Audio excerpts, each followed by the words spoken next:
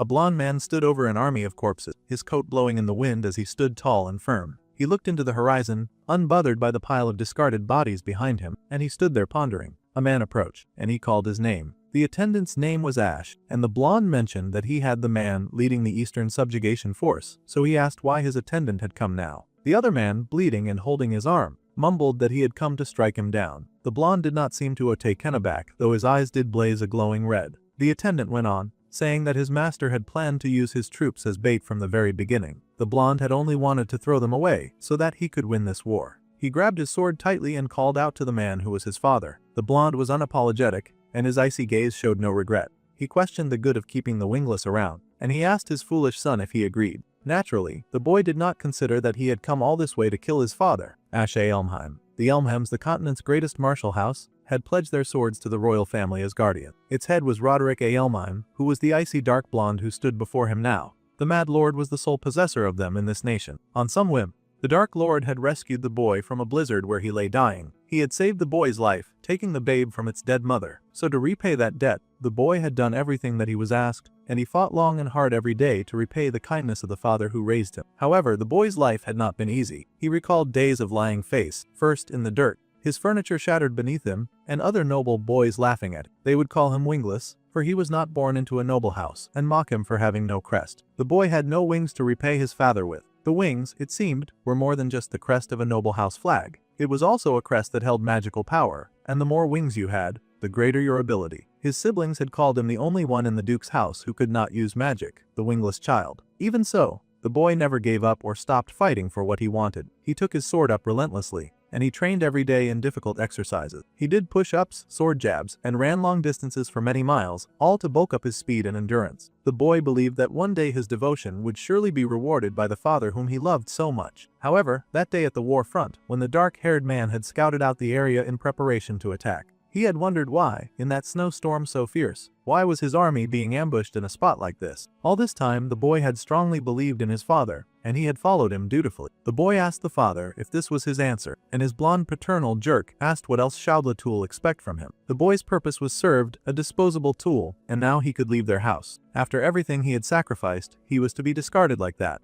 Naturally, the kid did not take kindly to it, and he flew forward with his sword raised. He had trusted his father so much just to get let down like this. With anger in his eyes, the boy flew at his father, cursing what a fool he had been as he swung his sword in that cold, snowy land. The blond man smiled the entire time that his adopted son attacked, his expression haughty, perhaps because his son had nicked his neck but had been unable to commit to taking his life. Before the dark-haired boy could fulfill his new pledge, his noble brothers appeared and tied him down with red chains, forcing the boy to the ground. Together they attacked with their swords and arrows, cutting his body and forcing him down. The poor boy screamed in pain, rage, and agony. The other brothers jeered, telling their adopted sibling that he truly did not understand. In the end, a wingless child was just a wingless child, and there was no saving a loser like him. Crawling on the ground like that suited him perfectly. The poor boy growled and curled his fingers into a bitter, bloody fist, asking why they had taken him in if they were just going to throw him away. The man just chuckled and told the young fool not to flatter himself. The blonde, cold man admitted that he never had any use for the boy from the start. The poor boy stared in disbelief and pain. What the blonde had truly wanted was the power of the 7 wings dwelling within the boy's body. The dark-haired boy stared in confusion, his cut arm bleeding out as he asked about the 7 wings. Apparently, this wicked man had known the boy's mother, and he called her quite useful. She had borne him the seed that he needed for the Dark Duke's sake. He then turned away and left the boy confused, stretching out his hand to him, desperate and in pain. He had no idea what the man was talking about. He begged for the Duke Roderick to give him an answer. However, the Duke gave no response, and he only showed the boy his back as his half-siblings came up behind him and raised their swords. After that was the deafening silence and an even more deafening pain. It was so cold after they left and the blood seeped from the dark-haired boy's body. His vision continued to fade, and he wondered if this was where he was going to die, in the snow, just like where he had started. He wondered what the point of everything that he had lived for was. As he lay on the floor, he could hear the distant ringing of church bells. Everything was pure white and faintly warm. The boy wondered if this was the afterlife. However, as he stared at the sky ahead, he noticed that his body was significantly smaller. The boy sneezed, exhausted in the snow, and that was when he realized that this vision was real. He was wrapped in a soft cloth and lying beside his mother's body. He had no idea where he was, but this tiny body was familiar, and he wiggled his foot to confirm it. This tiny heaven was also his, somehow. It was like an infant's body. Then he realized that he was, in fact, inside an infant's body. Right now, he was no more than a child, and there was a figure beside him. The boy in the snow turned and saw the cold face of his mother curled by his side. This woman, she seemed to be dead. Suddenly, he heard a voice calling for someone to search for her. They had to find that woman no matter what. She could not have gotten far in this blizzard. They had to find that woman for Duke Roderick's sake. They had to recover the infant that she took. Now the boy's eyes widened as he slowly started to realize what was going on and why those horsemen in the snow were racing desperately to find him. Just now, he had heard those horsemen call out the name Duke Roderick, the name of his terrible father who had left him to die in the snow. They were looking for the infant, and he was an infant right now. It did not take a genius to figure out what was going on. The boy recalled that he had been found on a blizzard night like this, too. He wondered, with his eyes wide, if he had somehow gone back to the past. That sounded ridiculous to him, but the sound of those hooves only resounded and got closer. It was a loud noise to an infant, and there was not a lot that he could do in a body that could barely move, so he decided to confirm it later. However,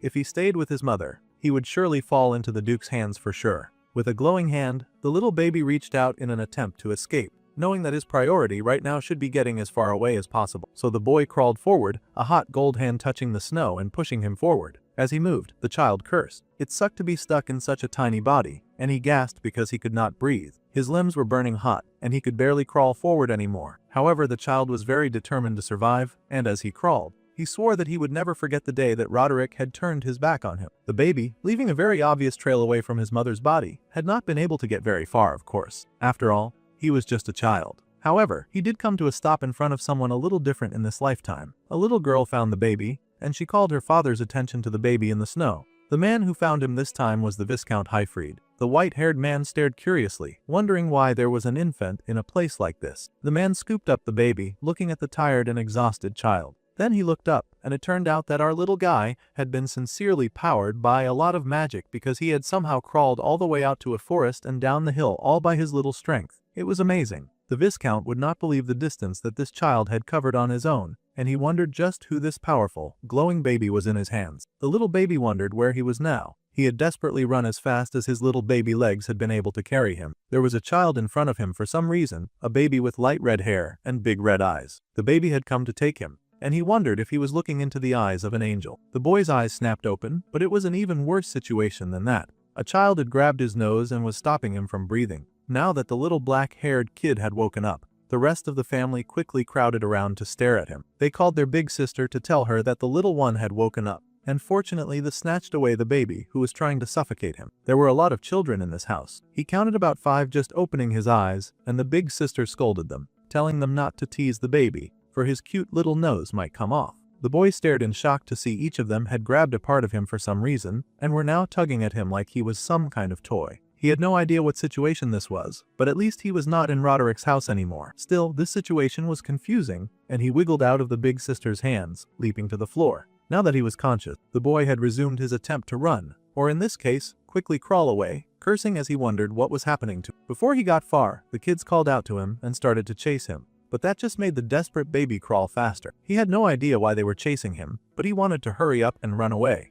With a burst of speed, his hand and eyes began to glow again, and magic filled his being. Suddenly, the baby, glowing a bright gold, burst right out of the roof of the house, shocked to see himself flying far above, because he had wanted to escape. This was magic. He had never been able to use magic in his past life, and he had no idea how he was using it now. The poor child could not control it, of course, and he wailed as he waved his arms around. He was flying now, but he had barely understood how he got up and did not know how to come down. He braced himself to make a very ugly and maybe even gory landing, but he was happily caught in the arms of the Viscount again, who was shocked to see the baby falling from the sky this time. He was such a peculiar child. The boy turned in surprise to find himself in the arms of the same man who had helped him last night, but this time he actually recognized him. This man was none other than the Duke Roderick's older brother, Viscount Highfried. The boy was shocked and wondered if the place where he had woken up could truly be the Viscount's home. Indeed, it seemed to be the other Elmheim house. The Highfried Elmheim, head of the Viscount house, a branch of Elmheim. He once stood as one of the twin wings alongside his younger brother Roderick, entrusted with protecting the royal family. However, Viscount Highfried had died in a civil war in the boy's past life,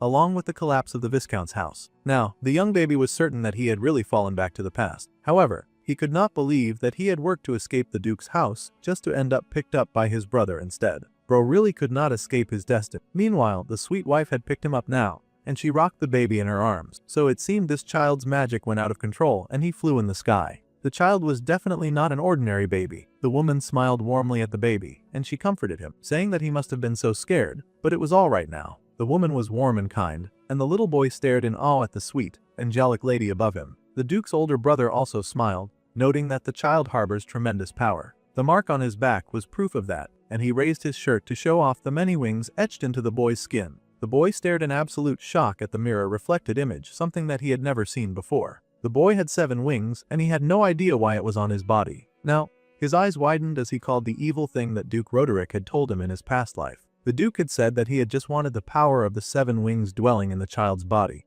Now, the boy could understand what was going on. Back in the past, the Duke had picked up the helpless baby and had taken it like cargo under his arm. The man had picked up the baby from that blizzard just so that he could steal the wings right off his back, and he had called the baby wingless all his life. Naturally, the boy had every reason to be heated about the whole ordeal, but now he kind of understood why his half-siblings had laughed at him all his life. They had torn the wings from him, and then they mocked him for how hard he worked for the one who had ruined his life. Then, the sweet wife asked her husband what they would do with this child, and the baby paused in fear. This was the Duke's brother after all, and apples usually did not fall too far from the tree. He feared that he would suffer a similar fate and be taken advantage of by a different version of Roderick. It would be bad if this power were to fall into Elmime's hands. After all, he needed this strength to get revenge on his former adopted father. The baby shook as he was already plotting his escape. He had to ditch as fast as he could. However, the Duke's older brother just said that he would take on his strange child as his adopted son. The baby stared at the man in surprise, but the man reached out and patted the head of the gentle child.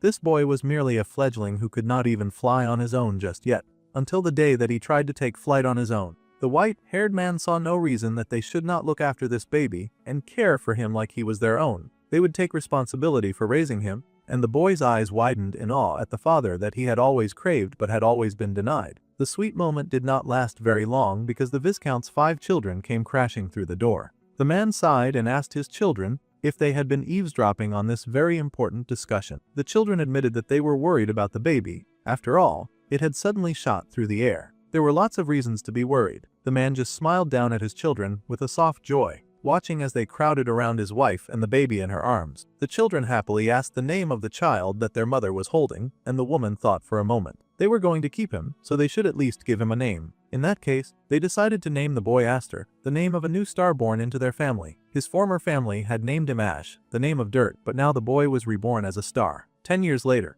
everything was going well and as planned, and many people were gathered at a luxurious estate. A carriage arrived and the Viscount Lord Highfried arrived, greeted by those who had been expecting his arrival. As the man arrived, a young boy pushed open the door and also stepped out of the carriage, surprising the attendant. It was, of course, an older version of Aster with a sword strapped to his hip. The boy smiled with joy and he stepped out, helping his sister Alfing out of the carriage as well. The baby that had once tried to suffocate him was now his beautiful sister, and she thanked her brother for helping her out of the carriage. Now the boy had grown strong and healthy, with a loving family and so many sisters. He walked forward with pride, following after his father and sister as they attended the sword dance gathering. This was a special annual event hosted by a certain duke's house under the Elmheim banner. It was a social gathering for noble warrior houses, and while it was a place for nobles to deepen their bonds, it was also a place for rivalry where each house would show off their young swordsmen who carried their family name. The Viscount walked out with his children, and he gained a lot of attention as he walked past. Everyone whispered as the man passed by, snickering that the Viscount's people had come to embarrass themselves again without learning their lesson. Instead of an heir who never comes, they adopted a boy of unknown origin. Right, the Viscount had a lot of daughters, so the sickening society did not see them as worthy heirs to his line and household. They wondered just how much more they would drag the Elmheim name through the mud.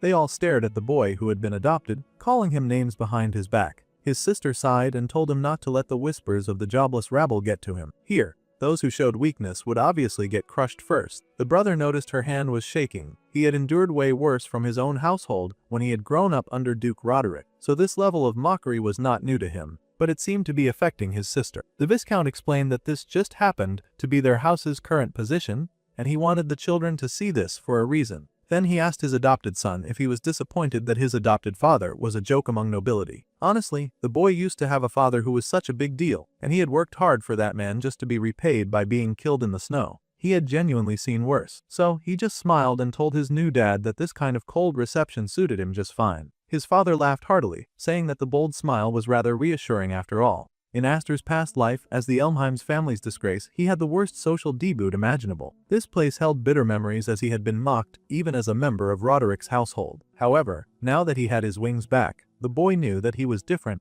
and his power thrummed within his soul. His eyes shone with determination as he sat behind his sister and father, and he could see the faces of his former brothers through the window. Those jerks who had mocked him for all of his life. He could not wait for the opportunity to grind those monsters to dust. The boy's hands curled into a tight fist, and he readied himself as he stepped forward. Now, he planned to make a spectacular social debut. The battle started, and there were a bunch of people gathered around and cheering as they watched what was happening inside the ring. In an age when knights reigned supreme, knights were expected to possess both power and splendor. They would battle fiercely in the ring, and the people watching cheered for their favorite knight as they battled before them. Power through swordsmanship, splendor through fame, and the watching crowd that cheered for the victory of their own fighters. The two continued to fight back and forth, swinging their swords with determination to win and conquer. What demonstrated the most required skills between the two fighters was always the absolute family symbol, the wing crest. Using that amazing power, the white-haired fighter in the ring was able to activate and move even faster than his opponent, breaking their weapon and knocking them to the ground. The people cheered for the victorious fighter, and he raised his sword in victory and showed off the wings on in his hand. This place was as intimidating as ever,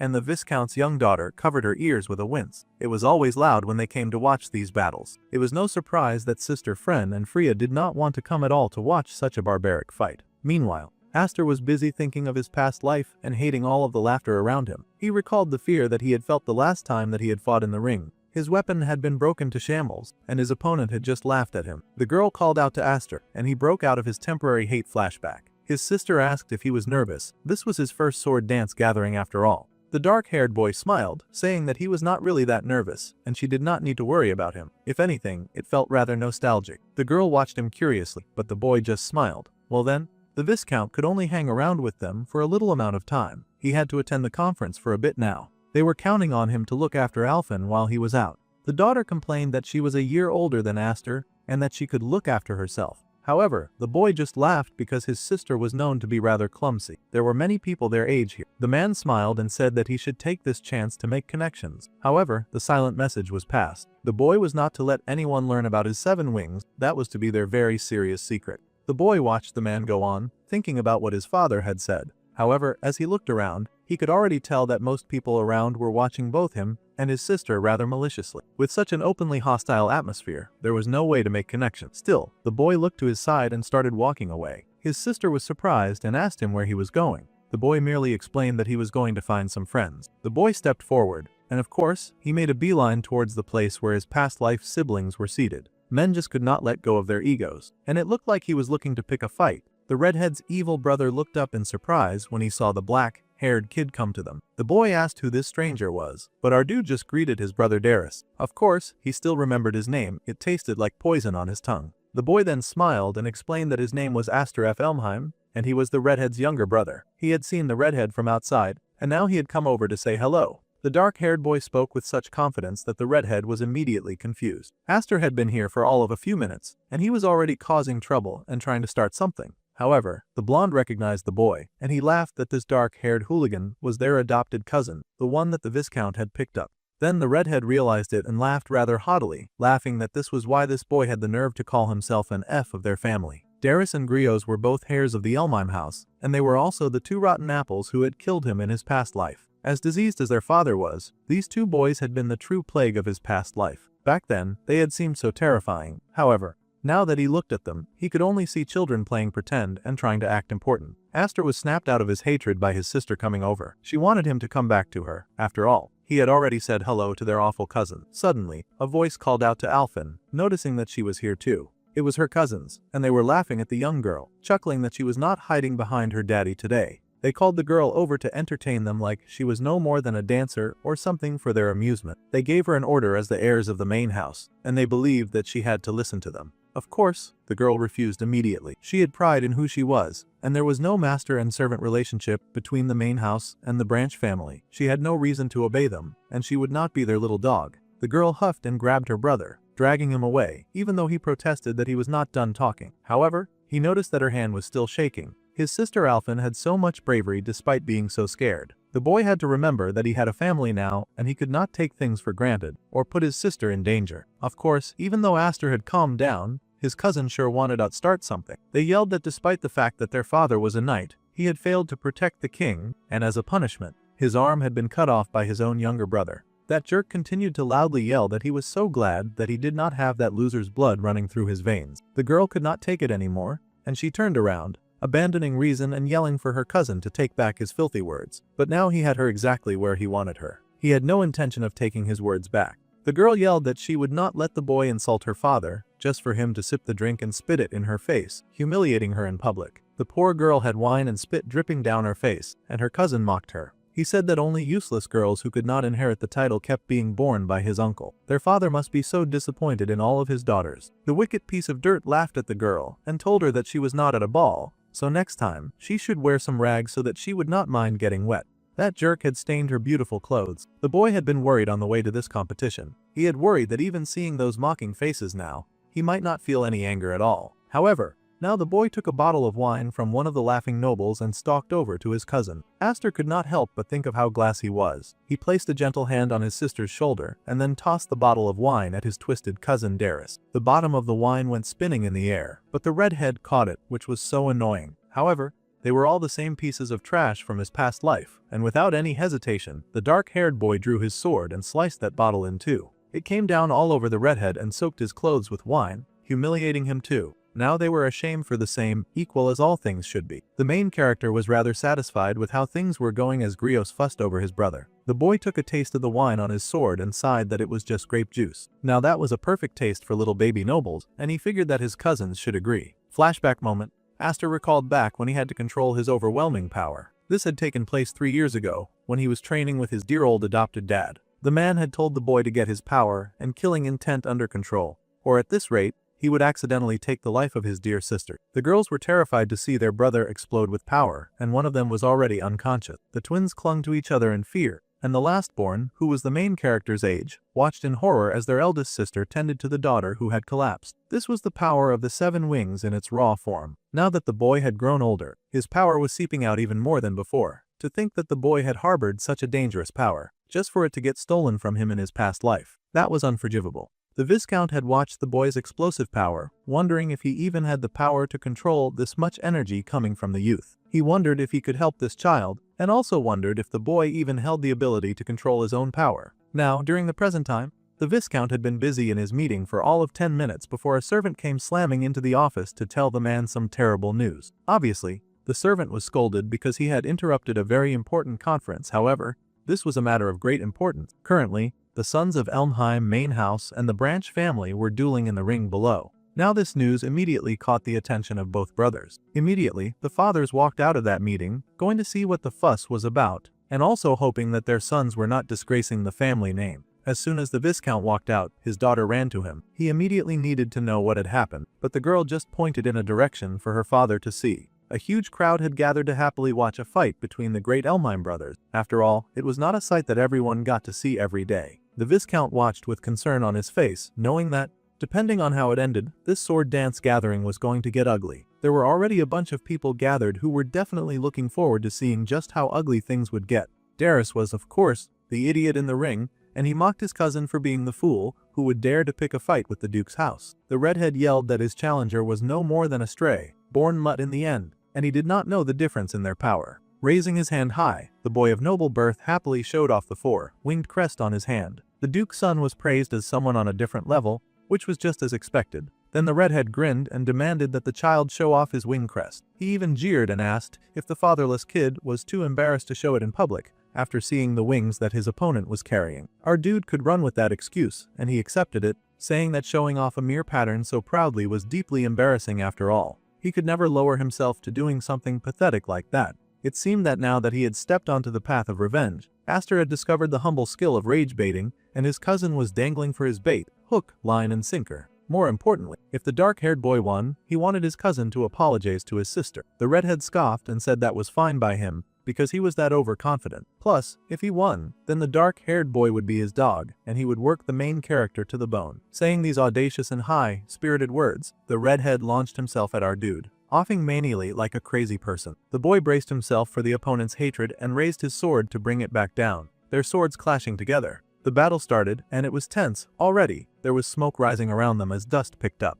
The boy glanced with annoyance at his shaky hold on a sword. Although he had been reborn with his life's hayast experience, there was not a lot that he could do with the body of a 10-year-old. The redhead noble laughed haughtily, like he had won the world, claiming that this was the power of someone who had it, which was why he could display it so proudly. The boy launched again and attacked his cousin, striking like lightning, hard, fast, and vicious. The shameless boy's attacks were relentless, and the young redhead yelled out to her brother in concern. There was one very high, spirited onlooker watching the fight, and he noticed that the young Master Darius' swordsmanship was still immature. However, no matter how clumsy one's sword skills were, the overwhelming magic that made up for that gap was the advantage of those who bore wing crests. If one wing held the magic power of a candle, then the magic of the boy's 4 wings was truly an unstoppable explosion. The redhead laughed, asking his opponent what had happened to all of that bravado from before. After all, his cousin had so desperately wanted to make him apologize. Darius laughed that his opponent was all talk after all. If he did not want to get humiliated here, he should show him his power. The redhead leapt into the sky and brought down his blades towards his cousin. A blonde onlooker gasped because with this the match was decided.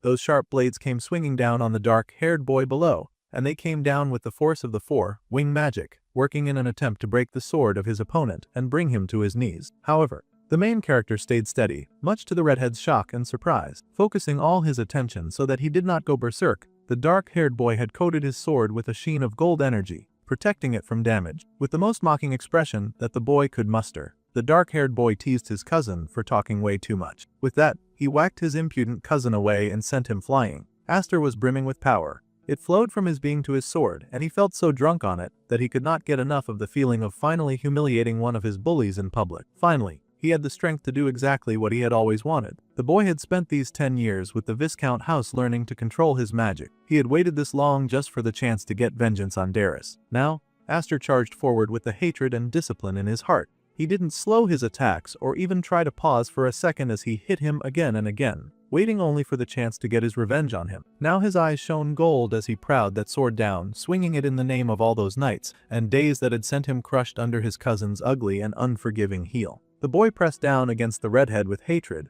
and the cousin groaned under the might of his opponent's sword. The struggle went on until the redhead was finally forced to his knees. Grios could not believe what he was seeing. His brother was in the middle of experiencing a loss. This had never happened to them before. Just one knee had been enough to motivate Aster to release even more power, and he came down on the boy like gravity. The redhead was sweating, unable to compute what was happening to him right now. He had 4 wings, he should be undefeated no matter how much this boy pressed him. However, the dark-haired boy's gaze was cold as ice. He truly resembled their shared father in that moment. The more the struggle continued between them, with the boy exerting force on his opponent, the sooner cracks began to form on Darius' blade. The other nobles were now in uproar and shock at the thought that the Duke's son could possibly be defeated. No matter how they looked at it, the dark-haired boy had a chance to win this, and Darius was being completely dominated. Yeah, that was what the main character loved to hear, and he did not once let up his pressure. The people murmured in amazement to see that the Elmheims still had someone like that in their family. The boy pushed forward, pressing down with all of his might to annihilate his cousin in this battle.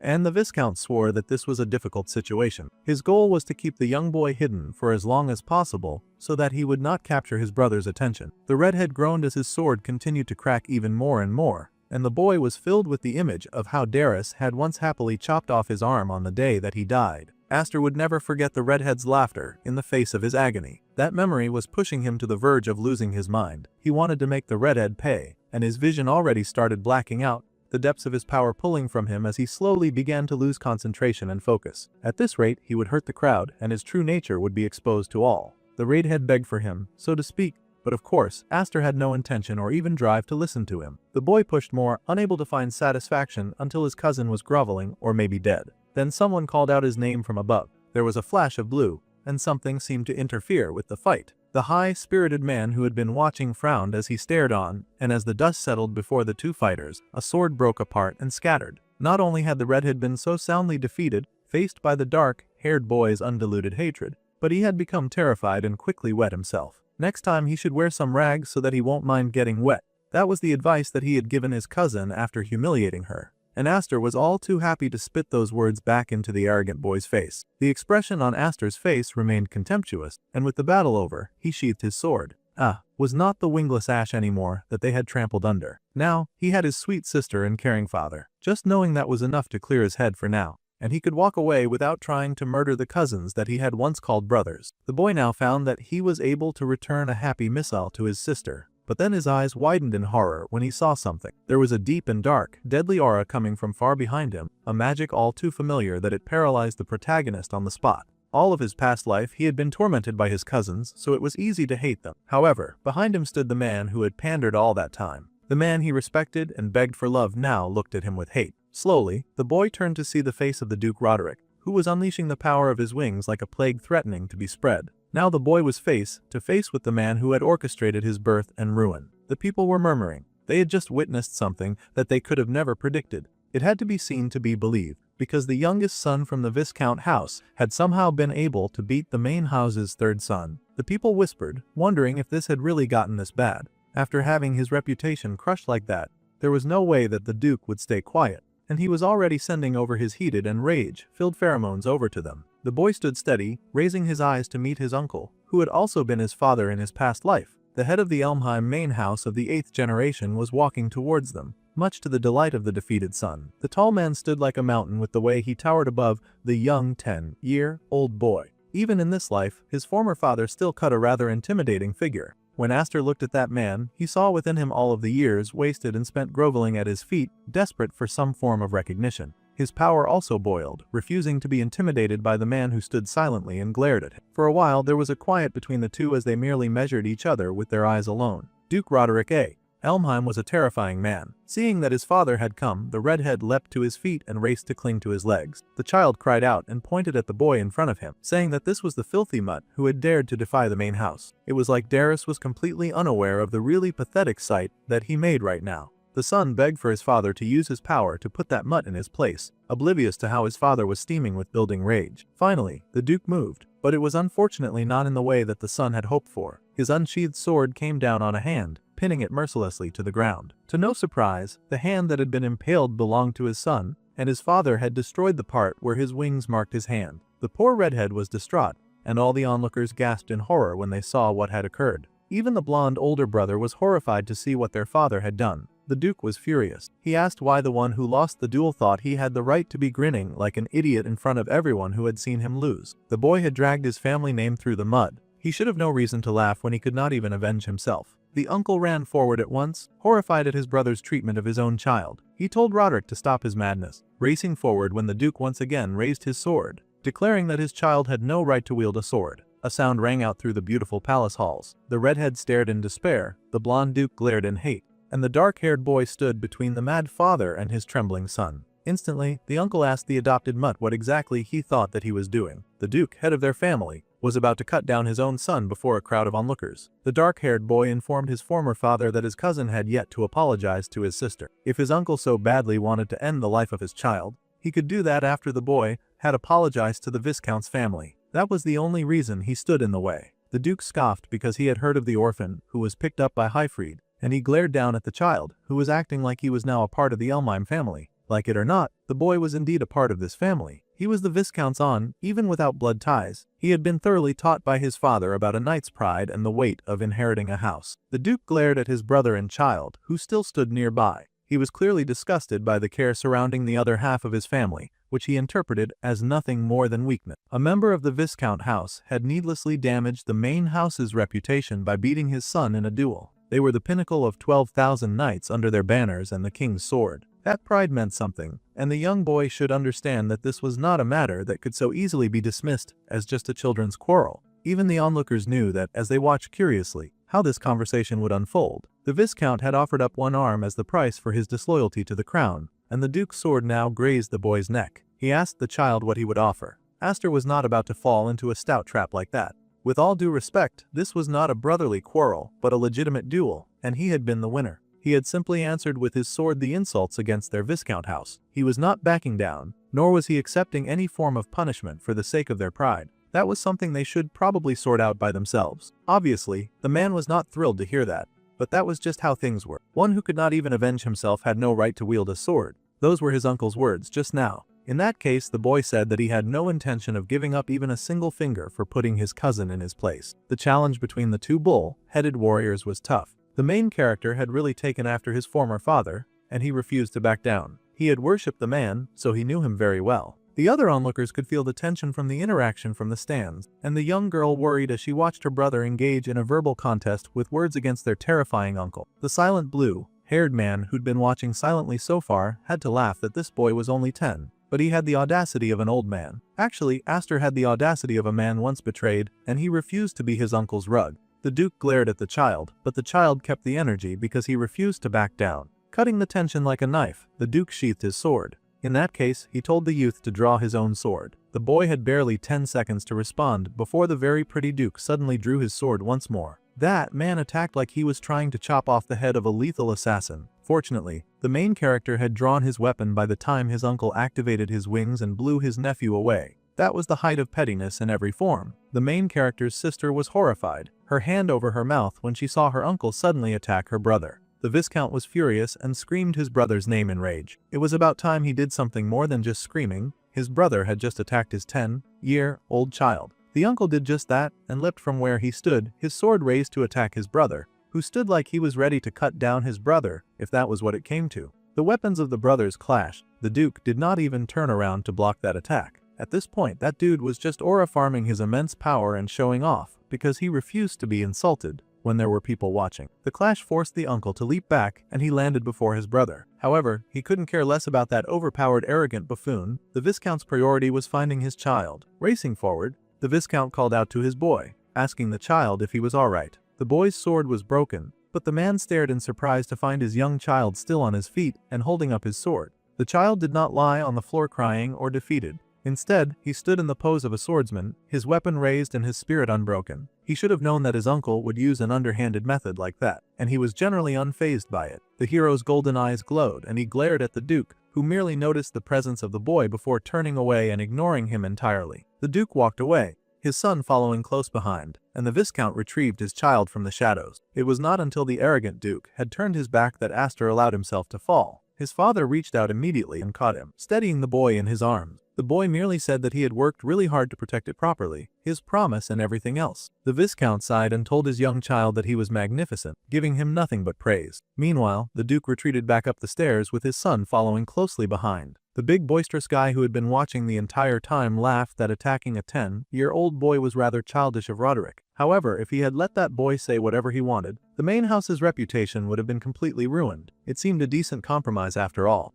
Against the great Duke Roderick himself, the boy had made bold declarations and survived. He was indeed a promising rookie, maybe even a rising star. For that boy, this could not be a better social debut. Even to Roderick, his supporters were singing high praise of his nephew. The plump blonde even admitted that the whole thing made him nervous, wondering if the Elmheims would split right down the middle. The Duke Roderick scoffed that the age of upheaval would come soon enough, and it would be a storm great enough to split the world into 2 or 3 pieces. For now, he would let his weak brother retreat to his weak family, where they made a soft and happy reunion. It was a bright and sunny day, and a bunch of people could not help but gape in wonder at the sight before them. They were currently watching a very serious match between two people who were swinging swords as they exchanged serious blows with each other. The opponent was knocked to the ground, and the man could not help but admit that the other fighter was magnificent. The other fighter was, of course, the Master Aster of the Viscount's house. As usual, the boy had some really impressive skill, and he was only 10 years old. It was rather terrifying to see just how much he had grown. Ever since the boy came back from the sword dance gathering, he had been training even harder than ever. It must have been quite the motivation for him. Plus, they heard that the boy had even beaten Duke Roderick's third son. The main house had made them drink bitter medicine for so long, suffering in their shadow for years, so this was a happy, new and refreshing story. It was nice to hear that others were motivated by what had happened in the sword dance, but our dude was focused on things that held weight and were important to him. At that gathering he had shown enough power and presence. Things had gone entirely differently than in his past life, and the actions that he had taken would surely reduce the voice calling the Viscount's house a disgrace to the Elmheim name at least a little. However, his real target was, of course, still the Elmheim main house. Ideally, the boy wanted to test how far his abilities would go right there at the gathering. These were the thoughts on his mind as he worked hard to train his sword skills, growing faster and strong with each passing day. Back then, the boy had realized that, as he was now, he was not yet in any level close to beating Roderick. He could not let pride get the better of him just yet, and for now, he had to focus on getting stronger. In the end, wing crests were just indicators showing the amount of hidden magic power that a person possessed. Even innate magic was wasted if they could not control it. However, he still could not draw out the full power of the 7 wings. If only the boy could probably test out his full power to his heart's content without worrying about losing control. Still, the young noble knew that it was best to focus on the things that he could do for now, and he tossed the guards around like they were no more than bowling pins as he dueled with them. The boy turned with his golden gaze, and his opponent dropped their weapon. No matter how many opponents he fought, he proved victorious each time. The boy then yelled and asked if there was anyone else available to duel. Well, he had cleaned out the whole security supply, so of course, there was no one left to battle such an audacious child. His sister popped up yet again to be his personal cheerleader, and she scolded him for going all out against their guards. Her brother truly did not know the meaning of restraining, and their father was calling for him now, so he might as well go attend to that. The boy stepped forward, interested in answering his father's call. In that case, he would heed it right away. The boy paused and glanced at the outfit that his sister was wearing. Her red hair danced in the wind as she turned back to look at him. The dark-haired boy pointed out that his sister was wearing something other than pretty dresses. She actually looked dressed to duel, and it was unusual. He had thought that she did not want to wear that kind of thing because it was not cute. The girl scoffed that balance was important in everything. Watching the boy train so hard made her realize that she could not stay the same way either. She also would prefer to be able to defend herself. After all, her younger brother was working so hard. In that case, when he got back, the girl informed him that he would be keeping her company. The dark-haired boy laughed with joy. He sure loved spending time with his sister, and he told her to go easy on him. There was a knock on the door, and the boy stepped in to greet his adopted father. The boy asked his father what he was needed for, and the Viscount raised his head with a very serious expression on his face. The old man first told his little boy to have a seat, and our dude sat as commanded. Now, it had been 10 years since this little boy had been welcomed into their family. The man had thought about waiting a little longer until the boy was older. However, the boy had proven that he was ready now. Something was set on the table, and the youth asked what he had been given. It was a beautiful red ring. The man introduced his son to the proof that he was the next head of the house. From now on, the Viscount announced that he wanted Aster to inherit the Viscount house. The dark-haired youth was shocked by this conversation, as the boy knew the Viscount house was in a delicate position, but they were still a branch family bearing the Elmheim family name, and as lords governing a territory, they had much to protect. They could not leave the next head of the house position vacant forever, since that could only be filled by a male child, thanks to the great and almighty power of the patriarchy. The brother, of course, was not rocking with this logic, and he first asked if his sisters were okay with this declaration. The man said that his sisters, who had gone to a kindergarten school, would return in 3 days. Then, the man planned to tell everyone. Well, this was a huge shock. His sisters Marfa and sister Kudo probably would not be crazy about this news. In fact, he was almost sure that his sister Kudo would be very angry. She disliked him because he just happened to be born a male and now he was getting all of the title and the recognition. He had to admit that it was not very fair to her. Olus, he had just so happened to be blessed with 7 wings. It was all a coincidence as far as his existence was concerned. The boy explained that he could not take his sisters right from them. After all, he could not even control his own magic. He was an immature fool who nearly killed his own sister during training one day, and someone like him had no confidence to convince his angry sister that he would be perfect for the role. He would rather withdraw now while the option was still available. The Viscount just smiled at his son's words. As the boy was walking away, the man mentioned that he had often wondered from a long ago if this boy was actually a child, because he sure did not act like one. The man had thought that this ring would be a reward for the sword dance gathering, but it seemed the boy would be happier with something else instead. In that case, the man brought forth a different box and placed it in front of the young boy. The boy's eyes widened and he asked what it was that he was being given. His father opened the box and thus revealed the magic sword, Gram. It was a blade capable of controlling the 7 wings of power, because it was a magic devouring sword. It was also the perfect tool for his young and overpowered son. Alright, so the first thing the super smart Viscount did was move his weapon of mass destruction and the sword to a more secure area so that his son would not wipe out the whole neighborhood from testing his powers. Once little Aster was far enough from his daughter and household, his adopted father came to a stop. The boy looked around, noting that they were just testing out the sword. He figured that the training hall would be just finer, but clearly the boy did not understand what kind of heat this weapon was packing. The man explained that it was just a little precaution, just to make sure no one died when they unheated that thing.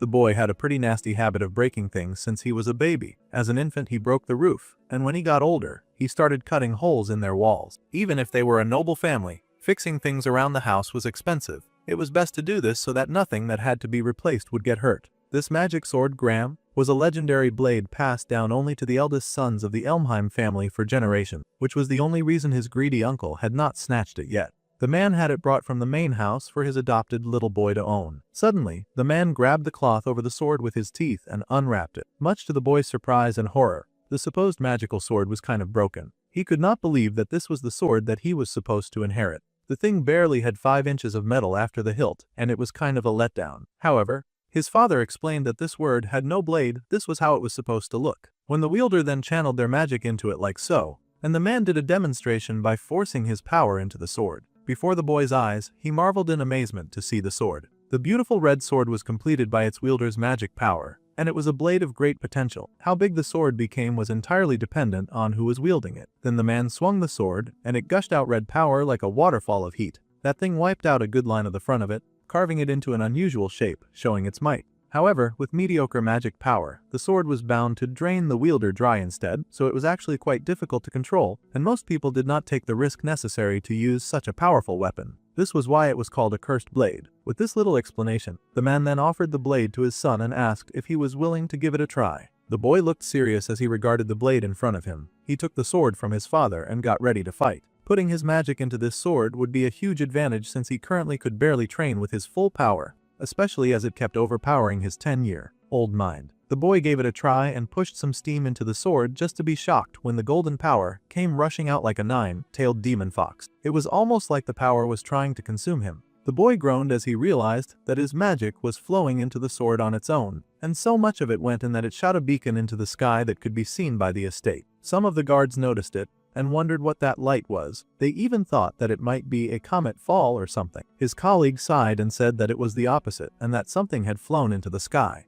Those two were bickering back and forth, but the main redhead looked towards the forest and figured that it was definitely her brother. Meanwhile, the young lad stared in awe at the sword in his hand, amazed and in love with it. He thought that it was indeed quite the sword, but the old Viscount knew that the truly extraordinary thing was the boy's power. That shot had flown up and cut a nice path in the clouds in the sky. It was rather incredible. Fortunately, he had not cut the sun. Not a single person in the entire Elmheim family history possessed a 7-wing crest. If that boy mastered that power eventually, he would surely become a swordsman far surpassing even 6-winged warriors like himself and his brother. Well, that was exactly what the boy wanted to hear, to be fair. His greatest desire was to surpass his uncle, so that he could grind that arrogant man beneath his heel once and for all. However, his owner that was too great, which would always breed conflict no matter what. If people learned that the boy had 7 wings, everyone would envy him, or even resent him. Some might even scheme to use him for their own political gain, and others would seek to eliminate him as a threat. So, to avoid regretting his powerlessness when that time comes, he encouraged the boy to hurry and get stronger. The man stretched out his hand to his son, inviting him on the new and difficult path that he had to take.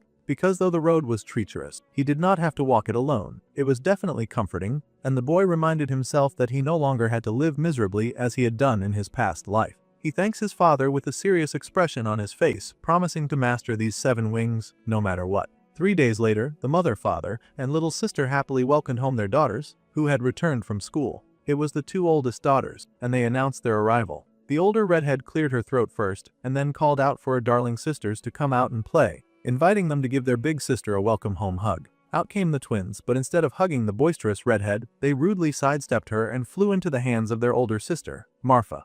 Of course, Kudo protested that she deserved a hug too. However, the twins just complained that their sister Kudo always messed up their hair. The redhead huffed and denied such an awful accusation, pouting that she had perfectly mastered kingly etiquette and that she would never do something so important. Sounded like lies to most people. Then the redhead noticed her sister Alphen, and she beamed, hugging her little sister and asking if she had been such a good girl. The girl emailed and asked why her big sister had now targeted her, and now she was ruining her hair. Marfa also noticed their little sister Alphen, and she paused, asking where Aster had gone. The mother sighed at the boy and Kudo got a little solemn. Clearly, the older redhead was not a big fan of the sexism surrounding Aster in the family. The girl glanced to the side, but little did she know that her little brother was busy in the woods creating a very man-made disaster with his power. Power was gushing out of his sword, but he just managed to control the flow, and the boy took a moment to catch his breath. He groaned, realizing that he just could not do it. He could create a blade with magic, but suppressing it took everything that he had. Honestly, he wondered how on earth his father had been able to form a blade so fast and then wield it. He still had not figured out the trick. That was when his big sister Kudo appeared and noticed that the boy was busy going all out in the forest again. The dark-haired main character turned and greeted his sister, welcoming her back, and she scoffed that he had not even come to greet her at the front door, and it was very cold of him. Perhaps he thought that he was so special that he did not need to waste his time on such small matters and that they did not even matter to him. Plus, she had heard about his spectacle at the sword dance gathering. He was such a main character that the news had reached the night school, and the entire place just wanted to talk about her super talented baby brother. She was sure their father was proud. Every word that fell from her lips was just oozing with jealousy. The poor thing could not stand how popular her brother was. The boy sighed and tried to speak to his sister, pointing out that even as a trainee, she had already gone on numerous missions and excelled so much. He had also heard that she was the only knight to receive the honor medal this year. The girl huffed that, if she could not do at least that much, then she could not inherit her father's position. Yeah, the boy already suspected that his sister wanted the Viscount title, and he was glad that he had stopped his dad from giving him the ring, or things would have gotten very difficult around here. The girl had already heard the news that the boy had turned down the hair talk, and she asked if he was trying to be considerate of her. The boy groaned because not only had the father told her about that, but he had also gone and gotten his sister involved. Things got pretty troublesome when Kudo was heated about something. The boy spoke quickly, saying that it was not his intention to come off as patronizing or anything like that. He just did not think that he was qualified yet. After all, his main mission here was to kill his uncle. Everything else was just secondary business. The girl scoffed about how both her brother and father acted. They knew her dream, but they were still being so cruel about it. The girl paused and the boy stared, wondering what she would do. The girl whipped out her weapon and then swung it, shattering the tree in front of her. The dark-haired boy somehow managed to leap out of the way, asking her what she was doing so suddenly. The girl called to her brother, telling him to put his money where his mouth was, or in this case, his strength. His big sister was going to test him after all this time to see if he truly is not strong enough. She grinned and told him that she would be coming at him for real, so he should get ready. The boy yelled, telling his sister to wait, but she was not doing all of that baby nonsense. However, the boy did point out that he was fighting with an incomplete sword, so the battle was not entirely fair. Alright, but then the girl asked if he could make the same excuse to an enemy on the battlefield. The warriors did not choose when to fight.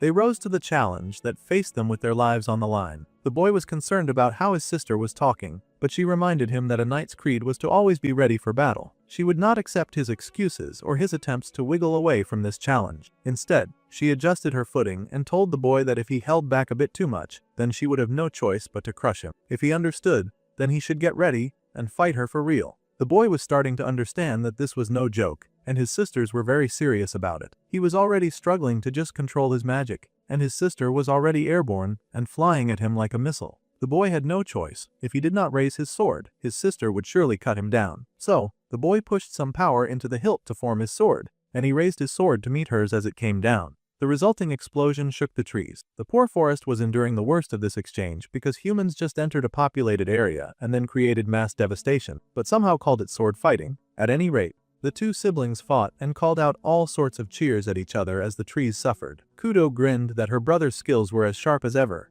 and she asked if he thought that he could keep up with her swordsmanship, upgraded even further at night school. However, she did have to ask what the heck he was wielding right now. She knew that he was training, and she had seen the mana blasts in the sky, but actually seeing the broken sword threw her off balance. That thing looked horrible, and it could not even maintain its form. The boy had absolutely no control over his magic. How was he supposed to fight her this way? The boy groaned as he was pushed back by her force, her skill and her discipline. They kept fighting back and forth, and the boy growled, saying that his sister truly was not the kind to hold back. She could try going easy on him since he had yet to figure out the sword and how to fight with it. She had always been like that, even since they were young, because he was the only son in the Viscount house with inheritance rights, and because he was special with a wing crest better than anyone in the family. She always drove him hard and bullied him, and made his training so much harder. She was a storm of a sister who picked fights over anything and called it unfair, while he would desperately run for his life. Honestly, she was his natural enemy in this household. He had managed to dodge her first attack, but then his eyes widened when she caught up to him, telling him that he was as expected. Then she came down on him like a storm, her blue power bursting around her like she was a comet from the heaven as she pressed down on his struggling weapon. The redhead yelled, growling that the boy truly was not fit to be the next head after all. Meanwhile, Marfa watched from the window as her siblings dueled, and they all knew that they were fighting from the very suspicious bursts of red and blue power coming from a distance. The white-haired girl called to her father, asking if he was sure that it was even okay to leave those two bulls alone. The worst-case scenario, when those two fought, could be a corpse after all, and the oldest sister was rather worried about that.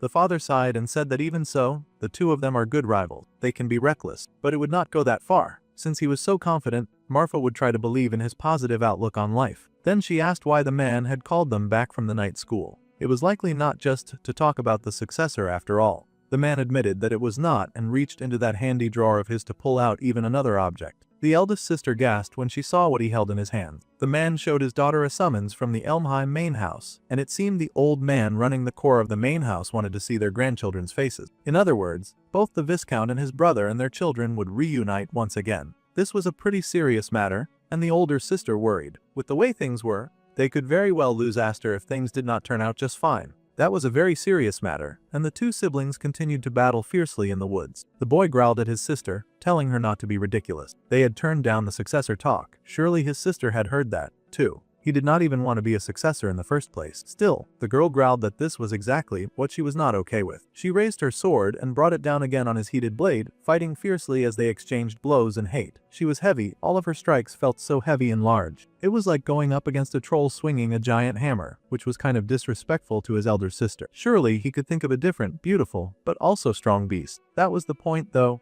His sister had the strength of a beast and her tenacity was like no mother. She did not let up. Nor did she show any mercy when she battled, not even to her little brother. The boy gripped his sword hilt, working very hard to stay standing upright so that he would not falter as he battled Kudo, their swords raised in the dance as they fought back and forth. The dark-haired boy begged her to at least listen, but she just pointed out that he had tried to run away. She was actually so upset about that she blasted blue magic at him, sending the boy flying backwards once again. The boy groaned and actually spat blood when he was faced with brute strength. He was getting beaten and battered by his sister, who was not letting up. The girl told him to draw his sword. If he only swung a sword, he was just third-rate. If he could handle magic too, then he was second-rate. Only by mastering both sword and magic was a warrior considered first-rate. He was such a disappointment, and she glared at him with dissatisfaction in her eyes. The difference in wing crests was the difference in the amount of magic that a person could handle. They say just one wing can mean about 3 times the difference. In other words, in terms of firepower and stamina, with 5 wings, she should at least be 2 steps below him, who had 7 wings. However, the boy was now struggling because he tended to avoid a straight-up context of strength.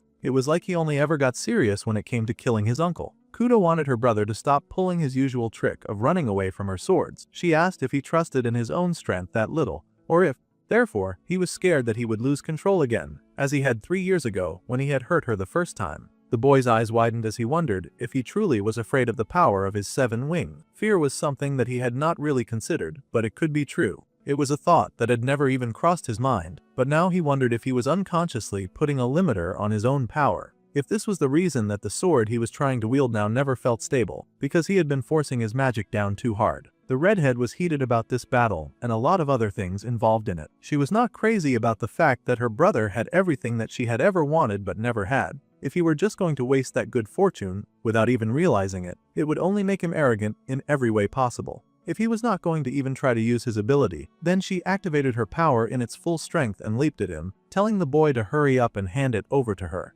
The boy took a deep breath, raising the sword in his hand as he focused and channeled his energy. Then, with all the concentration that he could muster, he swung his sword in an arc and shielded himself from her next horrendous attack. The powers of blue and red clashed against each other, and the redhead stared in awe. Her brother had actually been able to repel her full force strike. The boy grinned at his older sister, thanking her for waking him up. With that, his eyes grew focused and he charged forward. Now the girl realized that her brother had charged into the battle without even forming a blade. She wondered if he had somehow run out of magic, but that made absolutely no sense to her. There was no way that he could so suddenly run out of magic. The 7 wings conceal an unprecedented, inexhaustible well of magic, and there was no way that the boy could control it all as he was now. He knew that much. However, for just this one instant, he would give up maintaining the blade and focus the magic only at the moment of impact. The girl grinned and asked if the boy had thought it through in his own half-baked way. However, the boy mumbled that he did not get this second life by chance, just to throw it away, and the same could be said about the power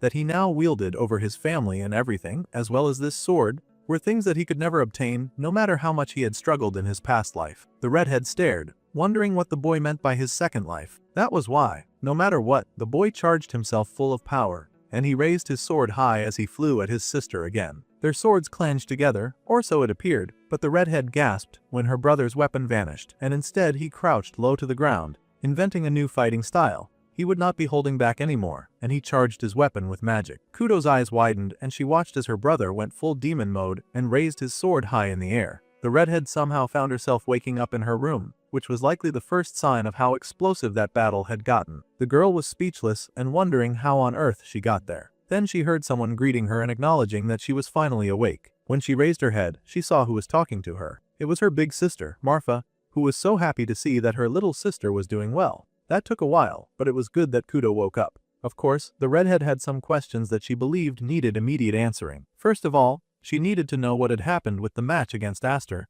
and why she was lying in bed like some kind of invalid. The big sister explained that Aster had carried her back home. He said that she had fallen asleep in the middle of the match and that she must have just been very tired from the journey. That's all. The redhead looked down as she considered this news, seeing her sword but feeling like that news was not right. Aster had just lipped at her during their battle, and she was getting ready to respond. In that last moment, she thought that her brother had cut her down, but in reality, the boy dispelled his magic blade right before impact, and only residual magic passed through her body when he swung. If she really thought about it, there was no way that Aster would kill his own sister, but in that moment, she had detected nothing but killing intent coming from her oh-so-charming younger brother. She sighed at her infuriating little siblings, who were always acting so big and might when he was so much smaller than her. Despite thinking that, the sister Kudo smiled. Then, she called their sister Marfa and asked where their little brother was right now. The girl had only just regained consciousness, but she was already leaping to her feet and declaring that she refused to accept such a match. She just refused to rest when it came to training her little brother to be better prepared for the future. This time, she would go all out from the very start.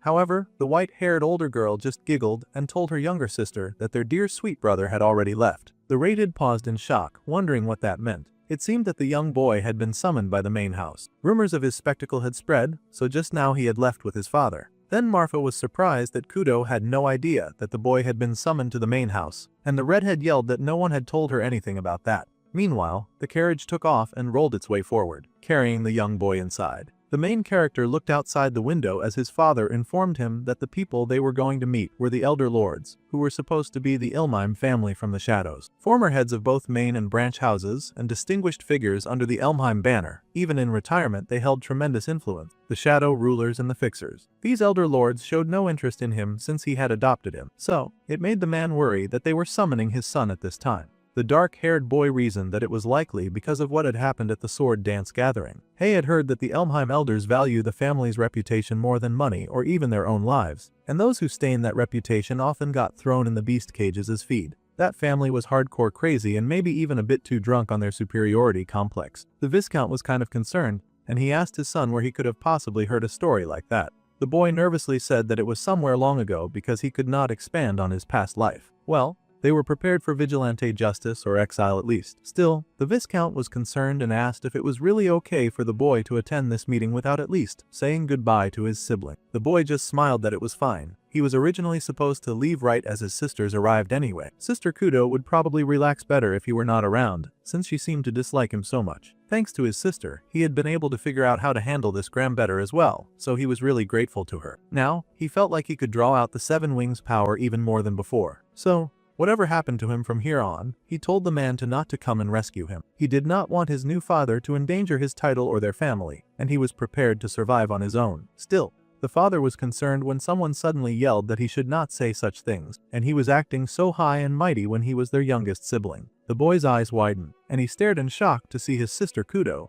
of all things, was plastered to the window of the carriage. The girl had somehow run all the way here, and then latched onto her father's carriage, like she was some kind of wild beast. Truly, her strength and audacity were just outmatched. The girl scoffed that it was very cruel of her little brother to leave without saying a single word to his dear big sister. She had heard all about the old geezers from the main house summoning her kid brother, even Sister Marfa, and she had never been called even once. Now she was acting jealous again. The Viscount scolded his daughter, who had the full name Kudryavka, and he was sure that the girl understood that he could not bring her to the Mian house, likely because she was a girl. The girl sighed and said that she did understand and that the man had called her back to watch over things while he was gone. She sat beside her brother in the carriage and said that, of course, she understood. However, this summons meant that things were dangerous enough to be that cautious. Sister Marfa said it after all, that Aster might not come back. The boy tried to laugh it off as an exaggeration, saying that he was just going to meet with them and talk, acting like he was not the one who had been talking big about not being sure if he would return. He was not even sure if he could come back safely afterward. However,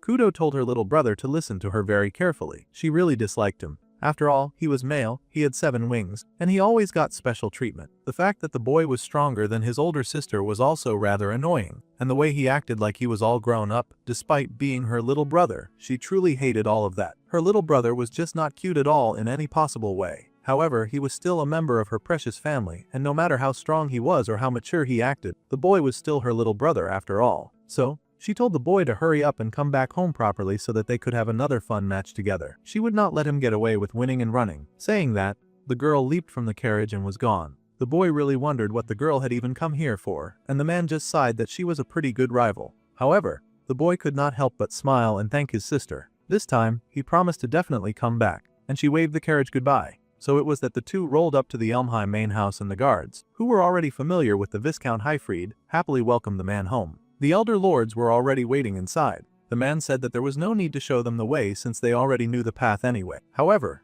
the guards were afraid that things had changed. They had been ordered to bring the two of them together without fail. It was clearly a political move, and they had not called them there to dote on their grandson. It was looking more like they had pulled the boy over to face some kind of trial. Still, the boy smiled, as it was kind of nostalgic, since it had been a while since he had last visited his old home. As they followed the guards, the old Viscount sighed and asked his precious son if he understood the situation. However, today of all days, the boy should know not to lose his cool no matter what they said. He had to keep his head and temper in check, not just for his sake but for the sake of his sisters as well. The boy said that this all depended on how those people acted, of course. That was exactly the problem with the young dark-haired man character. As he looked around at the boys training in the compound, he noticed that Darius was not among them. Well, if the boy got his dominant arm wrecked, it was likely that he would not bounce back to training anytime soon. His father asked if the boy was paying attention to his words, and the boy said yes, of course he was listening to his father, even though he had clearly gotten distracted halfway through. Just for today, he would be as quiet as a clam. Besides, his sister had already told him to come back safely, so he had to at least try to keep his word. Satisfied with that response, the old man continued to walk, and they got to the main door that opened. The guards walking with them announced that they had finally come with the Lord Highfried and his son as requested. Laughter came from the main room, and the three people in charge acknowledged their arrival. They chuckled that it had been over 10 years, and they smiled and greeted their grandson, Highfried. The man bowed before the sixth head of the family, since retired, of course, and the man acknowledged his great and revered grandfather. That was the monster that lurked in Elmheim's shadow, Zenith Elmheim, the sixth head of the main family, and the former heads of the branch families, plus the bigwigs under Elmheim. He recognized a few faces from the sword dance gathering, like the plump blonde and also that blue-haired dude who seemed to never stop smiling. So, Roderick was not here today, which would perhaps make things easier. It seemed Zenith noticed the child looking for his uncle, so he informed the kid that the man was not present. The man was the commander of the Royal Knights after all, so he had more important things to do than to waste his time being bothered by such mundane affairs. That was why the old warhorses were kindly handling the paperwork for him. In the boy's previous life, he had never even had the chance to see this man, so he did not care then. However, to gather this many executives without the current head present, for someone retired, the old man really knew how to throw his weight around quite a bit. The Viscount got to his feet to address these mundane affairs, and the old man chuckled, saying that he was sure that his grandson had already guessed what he wanted. He had heard that at the sword dance gathering, the man's little pet mutt had caused quite the mess. As a matter of fact, the current head, Roderick himself, had stepped in and settled the conflict. The Viscount figured that should be more than enough show for the public. However, the old man growled that it did not change the fact that the Elmheim name, their brand, was scratched. They were acting like a pauper had just stepped on their luxury heels, and frankly, they had no intention to stand for it. Taking in a child of unknown origins as an adopted son was a mistake from the start, and they were willing to overlook it as long as the boy remained harmless. But no longer, since he had bared his fangs at the main house. It was a completely different story. These guys were so knee-deep in classism that they could not stand the current situation. They were saying that exile was surely the only answer and solution, and of course, they planned to make the Lord Highfried also face some punishment for causing disgrace to the Elmheim main house. Their politics were unbelievable, and the boy was really getting punished for winning a fight. However, the boy spoke up, saying that he had done all of that on his own. His father had nothing to do with it. However, the Viscount shook his head, telling his little son to quiet down. The boy had promised to keep quiet, and now the old men had found something else to use against him. They pointed fingers, and declared that the boy clearly lacked disincline. After all, no child was supposed to butt into an adult conversation. They commanded 12,000 knights under their banner, and they carried the name Elmheim on their backs. However, the knights were not as one unified mass. Countless people eyed that top seat like hungry tigers, and some of those people were likely seated in this very room. Since that was the case, the old man said that they merely desired some form of peace of mind. After all, they were not being unreasonable. They just needed proof that this boy was not a threat to Elmheim. The old man pointed his sword's hilt at the Viscount's neck, and the man realized the blade that he was looking at. His grandfather asked if the man remembered when he failed to protect his liege and dragged the Elmheim's name through the mud. It seemed that people couldn't stop talking about that despite the fact that it happened years ago. Roderick had cut off his arm when that had happened in this very chamber. Now, the wicked grandfather was asking the man to sever the head of the child that he had raised in the name of the Elmheim family. The family was clearly full of so much baloney. The main character's eyes widened, and the old man said that if the kid died, then they could overlook the incident. However, the Viscount bowed his head and told the old man that he could take that sword and shove it where the sun didn't shine. The man would sooner gladly take his own life than cut down his child over something this stupid. The boy was amazed, and he looked at his father in awe. Then the old grandfather took a moment to consider the situation. In that case, the man offered that the Viscount might as well die, all for the sake of the Elmheim house, of course, and while they were at it, they would also be killing his wife, his daughters, and that boy over there. Every last one of them was now declared enemies of the noble house. In fact, by the net of the day, the Viscount house would be no more. Saying that, the guards in the surrounding area leapt at the Viscount with the urge to end his life. The man was annoyed as he saw the swords pointed at him, but the dark-haired boy kept his cool. Instead, he turned to his grandfather and asked the man what he was so afraid of. The old man stopped in his tracks, and the youth went on. Since they had sentenced him to death for saying nothing, he might as well get some things off his chest. He thought that it was rather pathetic for a room full of grown men to huddle together and tremble over a 10-year-old boy.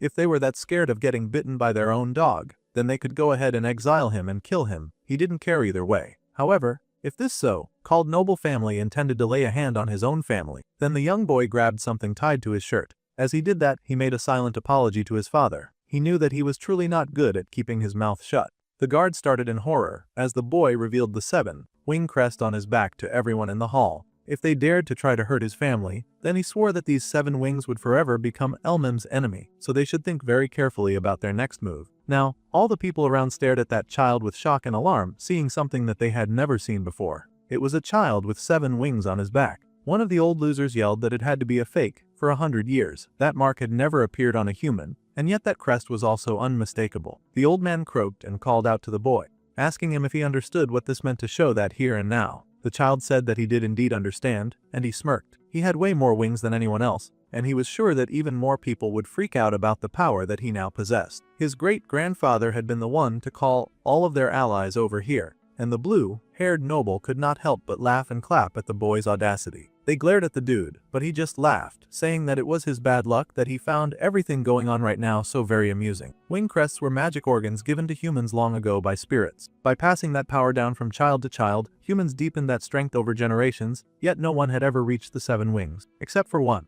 The clan of spirits was the source of all wing crests. Then, the boy asked if he belonged to that spirit clan. If his 7 wings were genuine, then perhaps the boy did come from that clan. Now there was silence as they considered all that had been learnt. So, his father must have found a woman from the clan and impregnated her, so that he could bear a son and then harvest his wings. However, the dark-haired boy turned to the old man and declared that he was the Viscount's son. At this point, he did not care where he was born. All he wanted to know right now was whether or not this whole room was ready to be his enemy. If Elmheim cast him out, then there would be plenty of knightly houses eager to welcome him and his family, and they would all go there. In that case, the boy had become a massive threat to the old man, who already feared rebellion so much. If anything, that old man should want to keep him close at hand, as the 7 wings that might one day even surpass the power of the almighty Duke Roderick. The boy was really going to step on a lot of toes, but they had already sentenced him to death, so truly he had very little to lose in this confrontation. This was a game that they had started, and it would play out however he wanted, but he was not going to waste his second chance at life. So, he waited for the old man to make his move. As his great-grandfather said, Elmheim was not a single unified block, so rebellions would definitely happen. A huge civil war that would drag the whole kingdom into it would eventually erupt, and he had already seen that happen in the future. If he wanted himself and the Viscount house to survive from here on, then he needed to at least figure out right who was going to be his enemy and who would be his ally, even if it meant taking some risk. He was tossing the ball court to every single person sitting in that room, and his great-grandfather was furious about it. It seemed this little boy thought that he was worth a lot. He also seemed to believe that his 7 wings were real. However, the boy said that if his grandfather was so sure that they were fake, then he could go ahead and try to kill him. In that case, it would be a war between him and everyone seated in that room. It was a gamble, and the old man glared at the little boy who dared to challenge him. Sure, if Elmheim got serious, someone like him would be easy to kill right now. He waited to see if the old man would take the bait. There was clapping again in the great hall, and once again it was the usual offender. However, this time the man got up as he sighed that things were starting to go in circles. If that was the case, Then the man suggested that they set a trial for the boy with the 7 wings. Count Maze was his name, and the other elders protested, but he said that the others surely wanted to see it too. The power of 7 wings. It would not be too late to decide what to do with him after that. Besides, they were in a mansion that belonged to the greatest warrior clan, and he was sure that they had 1 or 2 suitable trials prepared. Count Maze, the boy, focused on the one who dared to speak up for him in some form. No doubt about it, that guy was on his side. Alright, so our dude had just 1 ally so far, which could work. The old man laughed as he had finally found an easy way out. In that case, he told the boy to come with him. It was also a grandfather's duty to give a cheeky grandchild a very good lesson. So, they went to the trial ground that looked very much like some kind of underground dungeon. It was pretty dark in there, but the old man said that beyond this darkness was an underground bunker that was also connected to a waterway. They explained that it used to be an emergency shelter, but now they keep a magic beast down there. The boy's trial was to defeat the beast, which should be enough to expose the true depths of his so-called power. The Viscount sighed that his son was such a troublesome brat, and he had told the boy to keep those 7 wings hidden. However, the boy just smiled that something this flashy could not stay hidden forever. Besides, this was the perfect chance. His father reminded him not to let his guard down, soft, doting, and kind. His father was very kind. The boy assured his dad that he would be back soon, and with that, he swung down into the underground bunker, using the chains to guide his path. As he slipped down, he noticed the Lord Maze watching him with a smile. Soon, the boy's feet hit the water at the bottom of the pool. It was really dark in there, and he looked around. Fortunately, it was not so dark that he could not see. Suddenly, his eyes widened as he saw the poor, unfortunate head of Darius, the son of Lord Roderick. He could hear the old man talking about how he had given the boy a chance to redeem himself. The redhead with the 4 wings had not been able to beat this monster, which meant for sure that the youth was facing a rather formidable foe. Right to the end, poor Darius had just screamed and bawled until he died. Well, he was just a kid after all. Anyone would expect a child to scream and cry in a situation like that. The old man then said that he hoped this new offering would not disappoint him like that. Now, Aster raised his gaze and looked at the hulking blue magical beast in front of him. It was truly a terrifying-looking creature. The boy got ready and unsheathed his sword. As soon as he did, the monster spotted him and then charged him like a raging bull. The boy had to brace himself because the trial had begun. So, the rumor was indeed true that Elmheim kept a magic beast in their mansion. The big blue devil looked much like a lion, and just this once, the main character actually felt bad for the poor Darius. Being born into this house full of monsters, the poor boy had probably not received comfort, love, or understanding from a lot of people. The lion beast roared loudly, and the boy raised his sword as the beast charged right at him. That monster that had torn the poor Darius into pieces leaped at our boy Aster. The main character only had to strike once. So many pieces of that possibly expensive magic beast fell apart at once. The onlookers could not help but gasp in shock when they saw how quickly the young boy had dispatched that monster. To the boy, his big sister Kudo was way scarier than some wild beast locked in a cage. However, he paused when he saw something weird bubbling out of the defeated beast. The boy turned in shock with his eyes wide to see that some weird purple tentacles were leaking out of the lion beast. It seemed that this weird creature was not just any magical beast, it was an undead. No wonder poor Darius had lost to it even with his 4 wings. The even uglier creature roared in rage, and the Viscount was not having it. He could not believe that they sent his precious 10-year-old son into a pit with an undead monster. The man yelled and asked, rather reasonably, why something that's sick and twisted was even under the mansion at all. His family really had a collection of very sick and twisted hobbies. They claimed that those things were drawn to the smell of death, so it just showed up down there, thinking it would find plenty of fresh corpses to eat. It would not die no matter how much they cut or burned the thing, so they had captured it as a perfect opponent for testing strength. Thanks to that, they did not have trouble getting rid of bodies anymore, since the sick creature in their dungeons would just eat them. That stupid explanation did not sound even slightly sane. They had just sent a 10-year-old to fight against a creature that not even adults could kill. Even skilled knights could barely manage to capture an undead, but they sent a kid to kill it? And the plump blonde had to ask if the man was asking the 7 wings boy to die for nothing. The old man just chuckled that if that happened, then the kid was an empty bragging vessel that was of no use to them. A wing crest without power was not even worth calling a decoration. The boy could hear all of their scathing remarks, and honestly, he had a lot of beef to settle with his crazy great-grandfather. The old man even dared to chuckle that even if the boy died, there were still ways to make use of the crest on his back. In fact, for them, that might even be more convenient. In other words, this twisted old man was likely the person who had helped Roderick steal his power in a past life. The old man chuckled with his wicked mind, but Maze was not a big fan of the man's disgusting crimes. Instead, he watched the 10-year-old kid silently cheering him on. After all the big talk that the boy just gave, he did not dare die easily on him. The boy rogered that and focused on fighting. No matter how many times he cut the stupid beast, there was no real impact, and it was kind of inconvenient for him to keep fighting. especially because the stupid magical beast kept sort of leaking all sorts of evil purple tentacle. Compared to a normal undead, this regeneration was insane. The undead were already dead to begin with, so to fully kill one, it had to be burnt in sunlight or purified with a holy weapon. If that could not be done, then there was the last possible option, which was to not engage. Basically a fancy way of saying run away. That was all great advice, but it was not like he could go ahead and do that while trapped inside a pit with that scary monster. No, our dude needed a different kind of opt-in, and if he just used the basic textbook tactic, then there would be no point to his power as a 7 wings user. The boy needed to prove his worth before the entire family, so he charged his weapon with his power, letting the red blade thrum forth. Then he swung with power, slicing the monster's body right off its leg. In order to prove that he was worth it, he was going to show off his strength by overpowering that stinking undead with sheer strength alone. The monster crashed into the wall from his blow, and the easily impressed blonde noble jumped back, amazed at the incredible display of power. This was indeed the power of the 7 wings. The other nobles yelled and tried to see what was going on down there, because a lot of dust had risen to block their vision. Most importantly, they needed to know what was going on, and if the boy had been able to defeat the monster. Well, the battle may be raging on deep inside that pit,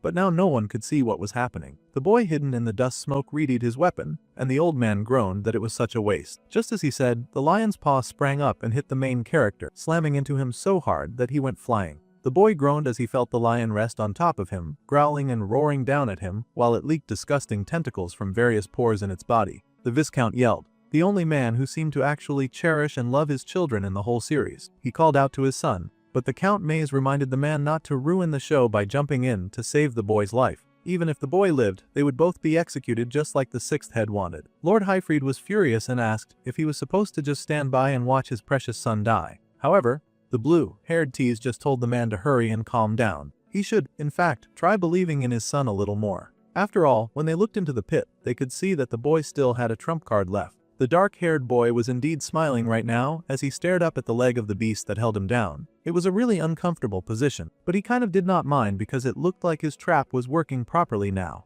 The beast growled at him just as the fire within it slowly began to spread and consume it from the inside out. The boy smiled that it was a bit slimmer than before, but the blade of his sword had thinned out to form an even longer and more flexible blade that had now pierced through the beast on top of him. The creature growled as the boy strengthened the blade in his hand and then shoved it deep into the creature's disgusting and filthy neck. The disgusting thing spat out some sick-looking blood, but this time, Aster was not backing down until that creature was dead. His power continued to expand into a whirlwind that ripped that beast's body apart, and the Viscount's eyes widened as he realized that his son was replicating the move that he had shown him once. No, it was actually a different move, something else entirely. The power continued to swirl and grow stronger until it consumed the entirety of the beast, and then it kept growing from there. The power continued to expand until the nobles started to panic, yelling that the floor that they were standing on looked like it was going to collapse as well. The Elder Lord already started panicking and running away, but the old grandpa stayed put, his hand resting on his staff as he glared down at the battle inside the pit. Seeing the huge power expand around the 10-year-old boy, the old man acknowledged the great and almighty power of the 7 wings. The plump blonde was crawling all over the floor,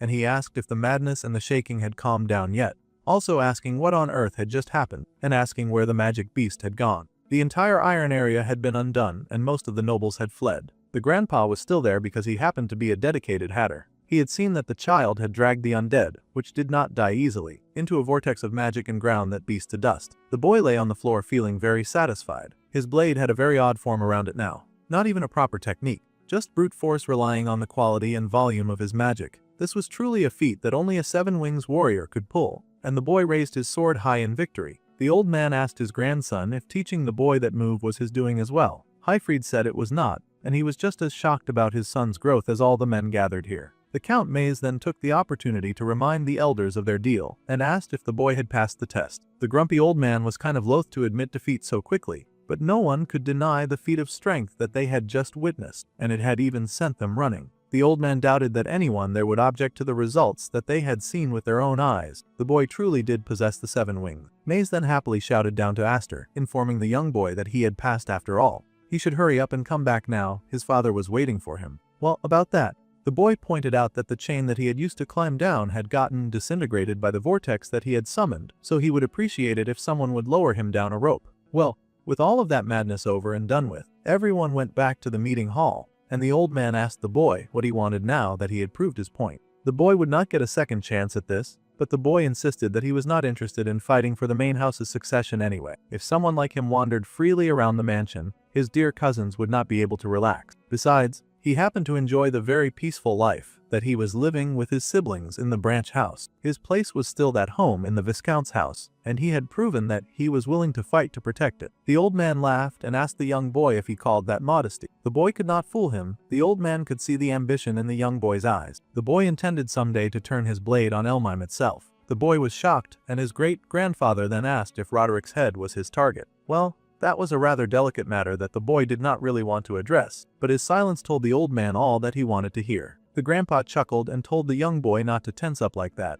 He gave too much away when he reacted in such an obnoxious manner. He was not here to pry into their true intentions, not at this point. The boy paused, wondering why this old man had a change of heart. Rebels were his enemies after all, so he expected a bit more heat about his camouflaging against the current head of the Elmheim house. However, the old man just smiled and said that they were not all of one mind either. Roderick was a bit too strong-willed for the old man's liking. If the boy's existence became a check on the man's arrogance, then that was rather convenient for them. However, if the boy dared to bare his fangs at the old man again, well, he would not take it kindly to that, and would probably find ways to cut the young boy down. They all knew that his weakness was his family after all, but they also knew that his family was his trigger, so they had to tread cautiously. The boy understood the gist of what that conversation meant. At any rate, he was done talking about Elmheim with that old monster, and it was time for him to retreat to stuff that brought him peace. His father was waiting for him, and he asked his young son what the elders had said. Now, Maze was not evading the fact that he had chosen to ally with the young Aster. The boy explained that they had offered to bring him to the main house, but he had turned them down. The Viscount was surprised to hear that, and the Count said that it was such a shame. If the boy had officially become a main house ward, then he could have enjoyed a far more privileged life. Now, the boy did want to speak with his new ally. He asked why the man had suggested something that ended up helping him. The man smirked that he had no idea what the boy meant. He had simply felt like teasing an annoyingly cocky child. Alright, so that dude was not going to provide a strange answer. Or our dude could live with that. More importantly, Maze knew that from today, the boy was officially recognized as the Seven Wings boy in name and fact. The blue-eyed noble smiled, telling the boy to look around at how the air had changed around him. Now, most of the nobles in the hall were taking a peek at him, all of them whispering about how they wanted the child to be theirs. Some were even thinking of eliminating him before he became an obstacle. However, since he was a child, some also figured there would be a way to use him. All of this scheming should surely tire them out. As the boy had said, the Seven-Wing crest had tremendous name value all on its own. From now on, more and more people would be coming after him in many different ways. The boy asked if Count Maze was going to be one of those who came after him. The blue-haired noble paused at the question.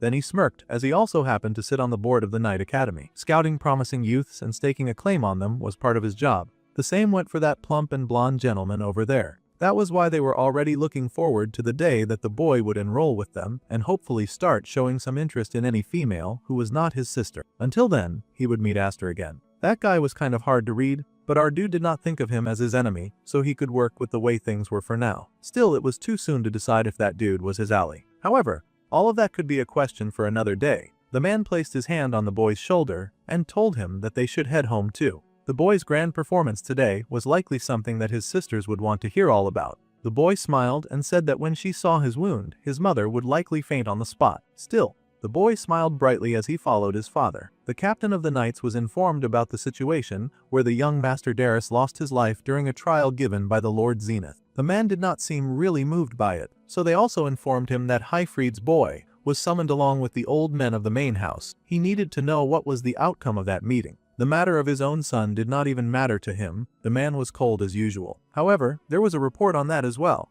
and it turned out that the boy really did hold the 7 wings on his back. The knight was surprised to see that Duke Roderick already knew. Of course, he knew, and he was also aware that if they left things as they were, then the long-held power balance within Elmheim might collapse. The knight asked if they should take some kind of action, but the man told them to leave things as they were. If Elmheim could be shaken by an obstacle of this level, then it would have crumbled a long time ago. Besides, sooner or later, the man believed that those 7 wings would be his. He was such an arrogant, awful person. Until then, he would let the boy roam free, and he would see how far that infant he failed to catch back then could struggle and entertain him for a while. To the awful and wicked blonde man, the boy was still Ash, child of 7 wing. 4 years later, applicants for the Dorlathil Knight Academy entrance exam were asked to please line up at the desk. All sorts of knights from noble houses had come to apply, and once they were done filling out the application, they should move along quickly. One of the men paused when they recognized the boy making their way to them. It was, of course, none other than the boy from the rumors. The men gossiped among themselves, saying that they had heard that the boy from the rumors was way more ripped. The kingdom and the Night Order took no responsibility for injuries or accidents during the exam,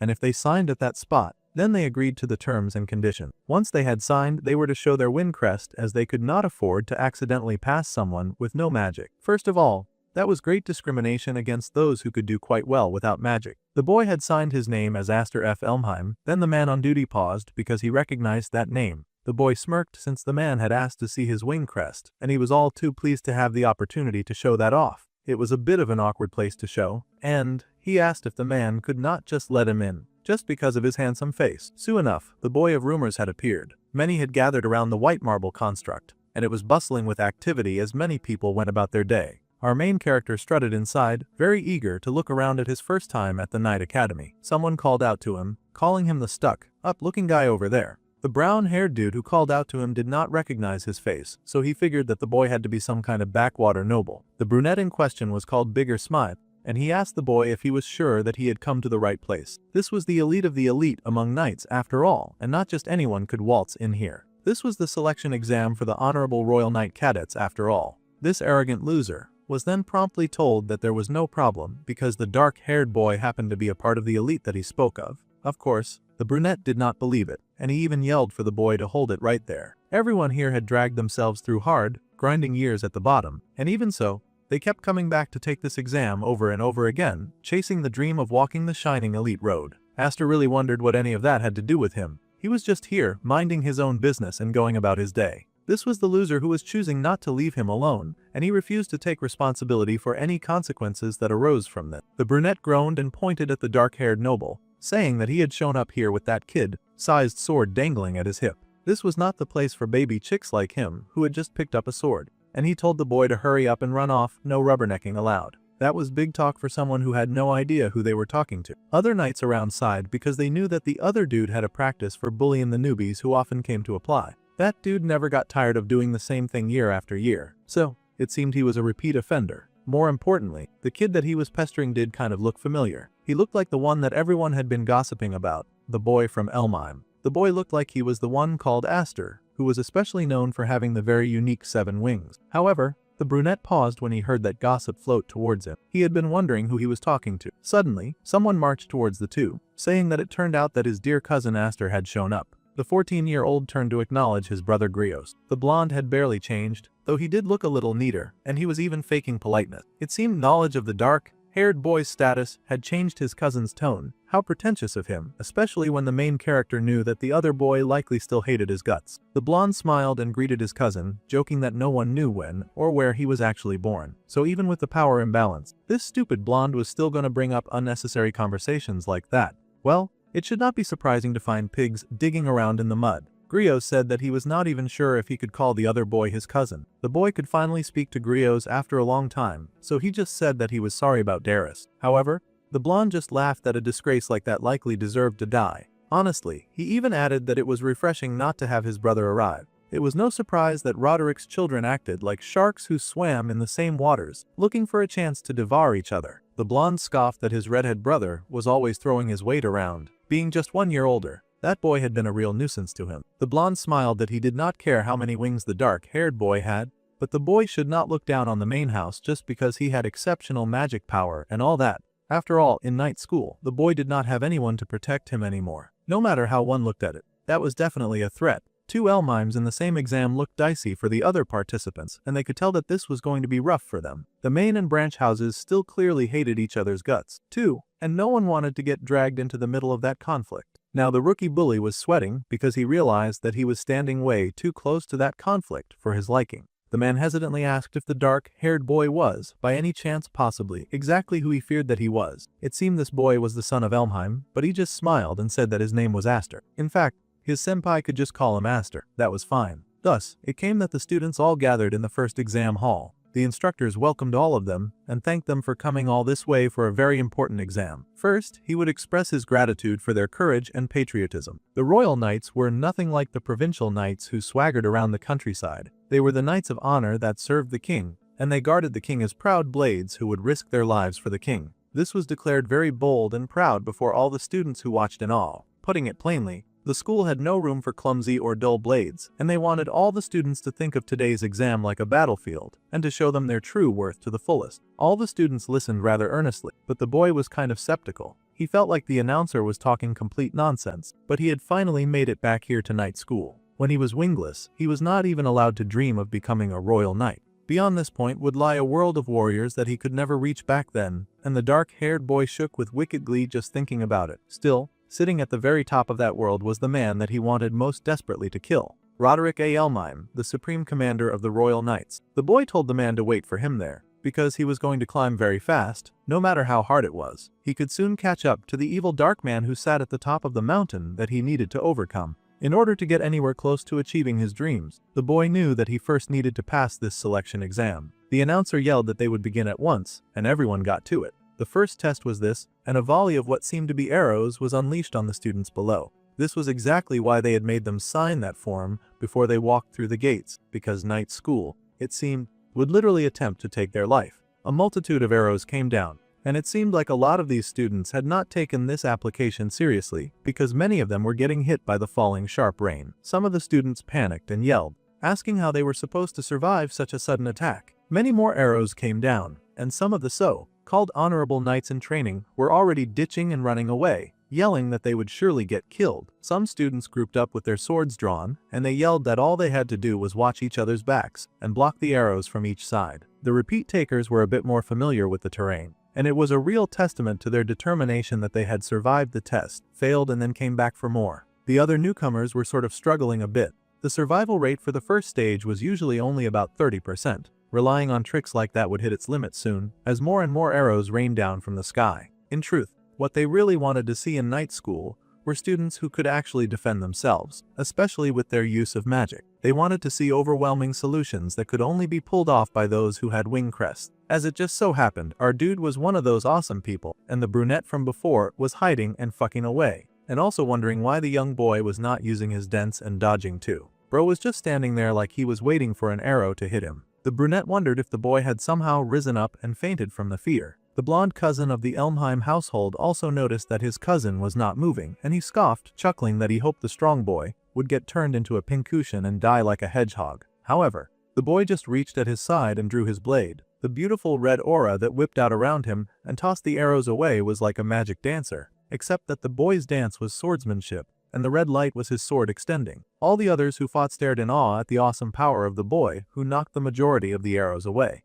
The boy had been trying to give the others a chance, because as soon as he unsheathed his sword, he then deflected every single arrow that came at them in a vortex of power. Smiling proudly, the boy grinned and commanded that all of the attacks be brought to him. Aster was all lit up like a brilliant red dancer, his magic power forming a vortex around him as it eliminated all the arrows in the ring. Bro was just showing off at this point. The onlookers stared in shock at the boy, who merely waved his hand and caused such a large eruption of magic power, wondering just what kind of monster he was to be able to do something like that. Not a single arrow even reached him. It was incredible. The boy was spinning his released magic to create an air current. Even the innocent toes were impressed to watch him do it. This was a beautiful display of incredible magic control. That power was wrapped around him and was creating a beautiful red storm. Aster was, of course, busy basking in all of the praise and acknowledgement. Bro was the main character in every possible way. Finally, the big miasma stopped, and the other knights in training looked around, and they wondered if the first test was over. More had ended up surviving thanks to the star boy and his giant vortex, but that didn't matter.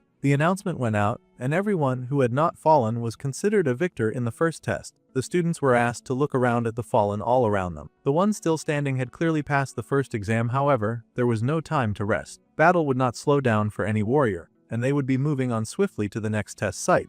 This was indeed going to be a grueling exam. The bully groaned at their demon of an instructor, sighing that they had just been standing under a rain of arrows, and now they were going to have to figure out how to survive the next big thing. Bro was clearly sticking with Aster because he could see that the best way to win was to hide near the shadow of the overpowered star boy. The boy smiled and asked his senior if he was worn out already. The man could not believe this kid was acting all fresh like nothing happened. That was how it was when a person got blessed with overwhelming power. To unleash that much magic and not even look tired. Even the instructors were pretty impressed by Aster of the Seven Wing. Next, they would see how the boy fared in a fight. The blonde was, of course, watching his cousin from a distance and hating him to his fullest capacity. He had received some special instructions before departing for night school. The boy had been told that no matter what happened, he had to stop his cousin from ever becoming a royal knight. This poor child had been given an impossible mission, and it looked like they were trying to get killed to be buried beside his brother. They told the poor kid that this was for the future of the Ilmimes. For the next exam, to keep things fair, everyone was asked to use identical swords. Before orientation, each of them would be asked to exchange their weapon. The other seniors sighed very heavily at this rule, and the young Aster asked curiously if this rule was a new one. For middle-class brats like some of them, their swords were not that different anyway. However, he was pretty sure that most of the fighters were wary of the 7-winged sword that could be wielded and made to change shape. Absolutely no one wanted to accidentally fight that. The boy considered that logic. It did sound rather reasonable. So, he took up the new sword and figured out the weight in his hand. As expected of his cousin, the blonde laughed that the dark-haired boy had already tamed himself a follower. The brunette protested that he was no follower, but the blonde just scoffed. He recognized the bully as the heir of the Baron House Smythe, just a third-rate country noble who could not dare to wag his tail at the wrong person, or it would come back to bite him. His stupid cousin was here displaying his all-out classism once again. The brunette immediately turned tail and tried to apologize to Lord Grios, basically kissing at his heels. The poor dude really had no backbone. He was even saying that he did not care about Aster at all. The main character sighed rather heavily as he saw the vibe that his cousin was working to create around him. Already, none of the other applicants wanted to hang around him, partly because they were scared of his power,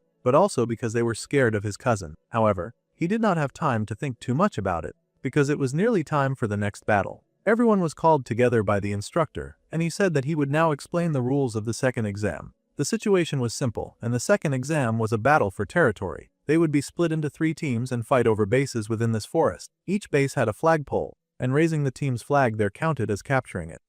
So they would be playing capture the flag, which was basically a team battle. Our dude was clearly going to have a difficult one with this one. The team that held at least 2 bases, including their own, when the evening bell rang, would be declared the winner. Damaging or stealing flags in ways that make them unusable was forbidden, but aside from that, there were no restrictions, and everything was allowed in capture the flag. They had to think of the sword that had been issued as permission slips that allowed them to cut down whiter enemies. Basically, killing was totally legal in this game. The man would now announce the members of the teams that they would be fighting alongside. This was great. This meant that our social main character did not have to go around trying to make friends or get people to bond with him and form a team with him. Thus, each team was formed. And our dude ended up on a team with the brunette anyway, so his running away in the beginning accomplished nothing. The signal fire meant that the exam had begun, and each camp had 3 flags. To win, they needed to control at least 2 bases, including their own. However, this also meant that out of the 3 teams, only one could actually pass this exam. That was the truth, but the main character asked if something was bothering his colleague, who seemed to be deep in thought about something. The man groaned that it meant that they would have to fight the Ilmime team. And a lot of the weaker fighters were not really cool with fighting knights from the bloodthirsty family of Rage. The dark-haired boy was kind of disappointed in their nonchalant cowardice. The thing is, they were scared, plain and simple. Sure, they wanted to be knights, but none of them wanted to die in this battle. They were also particularly scared of the vengeance that Elmheim would be sure to try to wreak on Aster. They were talking about having to face a bona fide main house rich boy. Even if it was just an exam, pointing a sword at him could ruin their career, and they might never again get the chance to proudly call themselves a knight. It was kind of sick and twisted that warriors could not even do their job because of the noble politics affecting them. Worst case scenario was that they would get their whole bloodline wiped out just for offending the pampered blonde. Nobody wanted to make those people their enemy. Then the dark-haired boy asked if his teammates were giving up on the exam. They sighed that there was always a next time for them if they did give up now, and that was much better than throwing their entire lives away here. That was really pathetic of them. But they did not expect the main character to understand anyway. Weaklings like them were not on his level, so he probably did not know their fear. However, the boy had indeed lived a life of fear in his past, but he had never let that stop him from trying. Still, he had never imagined that he would end up isolated in a team exam. So much for having great team members. They had completely abandoned him without a moment's hesitation. Still, he could not exactly blame them. He had kind of forgotten, but to the knights, Elmime was always that kind of domineering existence. They were basically a clan of tyrants that no one dared to defy, and Grios was the symbol of that reign of fear right now. The way that weaklings felt, well, from the outside our boy was just one of them, too. Still, it was kind of awfully quiet as he made his way to the yellow camp, and the boy wondered if nobody had started fighting yet. Maybe they were just being cautious. Well, if no one was going to fight with him, then Aster's best bet was to raid the other 2 strongholds and take down their main fighters as soon as possible. That way, The only thing his people needed to do was defend their own fortress, and he had till evening to conquer all the opponents on the battlefield. This was going to be one very tiring job. Suddenly, the boy heard a voice beside him. The opponent could not believe that the boy had actually come here alone. It seemed that things were going exactly as Gryos had predicted. The main character paused, surprised to see the bearer of the yellow flag had lowered his own camp's flag. The other pale blonde smiled and said that he just happened to find himself free, and he threw his flag into the air, asking the dark-haired boy to keep him entertained. The dark-haired boy stared in shock to see that the red flag was already raised at the yellow flag fortress, and he wondered what was going on, though it was kind of easy to see. It seemed the main house brat had used his influence to strike a deal with the other teams and basically make them throw the fight so that he could claim overwhelming victory, which meant that the only person that all the teams would collectively be fighting would be Aster. The blonde chuckled and grinned, saying that he would show his cousin what it truly means to fight like an mime, also known as dirty, cheating scum of nobility. That's it for this episode. Until next time.